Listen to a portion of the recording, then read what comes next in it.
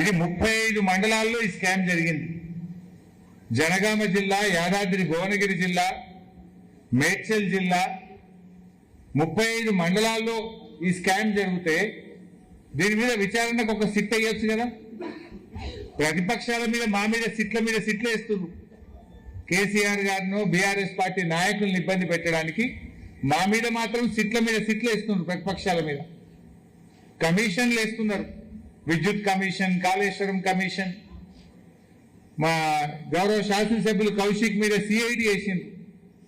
BRS నాయకులను వేధించడానికి సిట్టులు, సిఐడిలు, కమిషన్లు, అక్రమ కేసులు, అరెస్టులు బీఆర్ఎస్ మీద చేస్తారు. ఇలా రాష్ట్ర ప్రభుత్వ ఖజానాకే చిల్లు కొడతా ఉంటే, ఖజానాను కొల్లగొడతా ఉంటే, 35 మండలాల్లో స్కామ్ జరిగితే దీన్ని ఇప్పటి వరకు బయటకు ఎందుకు తీయడం లేదు? దీని మీద సిఐడి విచారణలో ఒక సిట్తో వేసి దొంగల్ని దొరకబట్టాలనా వద్దా?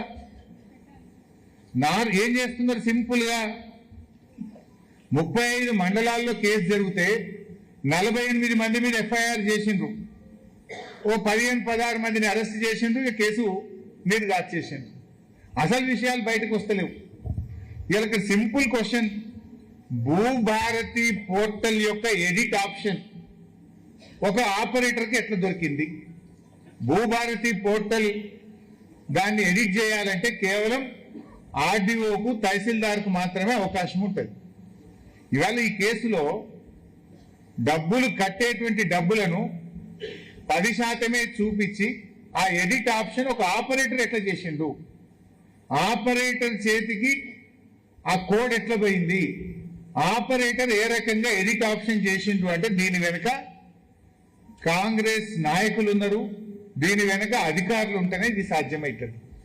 ఎందుకంటే ఒక ఆపరేటర్కి అంత ధైర్యం ఉండదు. ఒక ఆపరేటర్కు ఎడిట్ ఆప్షన్ చేసే అవకాశం ఉండదు. ఒక ఆపరేటర్ ఇదంతా చేసిందంటే డెఫినెట్ గా దీని వెనుక అధికార పార్టీ నాయకులు ఉన్నారు, పెద్ద అధికారులు కూడా ఉన్నారు. అయితే ఇది 35 మండలాల్లో ఈ స్కామ్ జరిగింది. జనగామ జిల్లా, యాదాద్రి భువనగిరి జిల్లా, మేడ్చల్ జిల్లా 35 మండలాల్లో ఈ స్కామ్ జరిగితే దీని మీద విచారణకు ఒక సిట్ అయ్యొచ్చు కదా. ప్రతిపక్షాల మీద మా మీద సిట్లు వేస్తున్నారు. కేసీఆర్ గారినో బీఆర్ఎస్ పార్టీ నాయకులను ఇబ్బంది పెట్టడానికి మా మీద మాత్రం సిట్లు వేస్తున్నారు. ప్రతిపక్షాల మీద కమిషన్లు వేస్తున్నారు.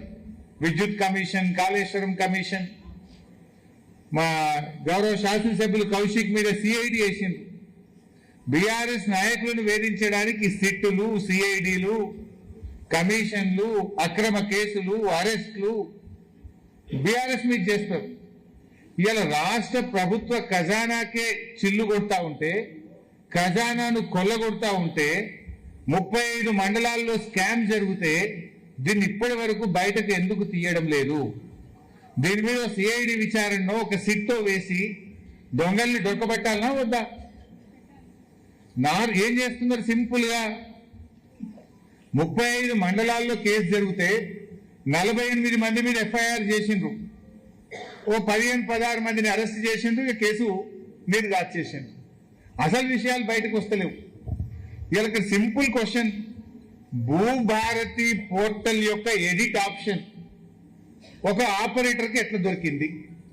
భూభారతి పోర్టల్ దాన్ని ఎడిట్ చేయాలంటే కేవలం ఆర్డీఓకు, తహసీల్దార్కు మాత్రమే అవకాశం ఉంటుంది. ఇవాళ ఈ కేసులో డబ్బులు కట్టేటువంటి డబ్బులను 10% చూపించి ఆ ఎడిట్ ఆప్షన్ ఒక ఆపరేటర్ ఎట్లా చేసిండు? ఆపరేటర్ చేతికి ఆ కోడ్ ఎట్లా పోయింది? ఆపరేటర్ ఏ రకంగా ఎడిట్ ఆప్షన్ చేసిండు అంటే దీని వెనుక కాంగ్రెస్ నాయకులు ఉన్నారు, దీని వెనుక అధికారులు ఉంటేనే ఇది సాధ్యమవుతుంది. ఎందుకంటే ఒక ఆపరేటర్కి అంత ధైర్యం ఉండదు. ఒక ఆపరేటర్కు ఎడిట్ ఆప్షన్ చేసే అవకాశం ఉండదు.